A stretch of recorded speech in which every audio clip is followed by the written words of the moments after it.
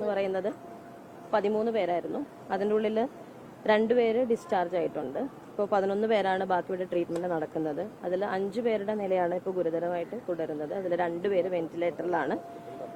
ബാക്കി ഉള്ളവർ നോട്ട് ക്രിട്ടിക്കലാണ്. 6 പേര് നോട്ട് ക്രിട്ടിക്കലായിട്ട് ഇവിടെ ചികിത്സ തേടുന്നുണ്ട്. അതിലൊരു 14ാമത്തെ ആൾ ഇപ്പോൾ എലൈറ്റ് ഹോസ്പിറ്റലിൽ ഇവിടെ സ്വന്തം ഇഷ്ടപ്രകാരം മാറി അവിടെ ചികിത്സ തേടുന്ന ഒരാളുണ്ട്.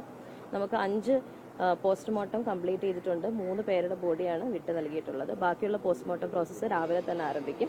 അതുപോലെ DNA സാമ്പിളിംഗ് എടുക്കാനുള്ള രാജീവ് ഗാന്ധിയുടെ ആളുകൾ രാവിലെ തന്നെ ഇവിടെ എത്തും. ഐഡന്റിഫൈ ചെയ്തിരിക്കുന്നത് നമുക്ക് 3 ബോഡീസ് ഡിസ്പ്യൂട്ടൊന്നും ഇല്ലാതെ ഐഡന്റിഫൈ ചെയ്ത് നമ്മൾ റിലീസ് ചെയ്തിട്ടുണ്ട്. 2 ഐഡന്റിഫൈ ചെയ്തിട്ടുണ്ട്. ബട്ട് സ്റ്റിൽ അതിന്റെ DNA സാമ്പിളിങ്ങിനായിട്ട് നമ്മൾ വെയിറ്റ് ചെയ്യാണ്. ഇപ്പോൾ 5 എണ്ണമാണ് അങ്ങനെ ഐഡന്റിഫൈ ചെയ്തത്. ബാക്കി 4 നമ്മൾ DNA സാമ്പിളിങ്ങിന് ശേഷം മാത്രം കൊടുത്താൽ. ഡിസ്ചാർജ് ചെയ്തവരുടെ പേര് ഞാൻ പറയാം.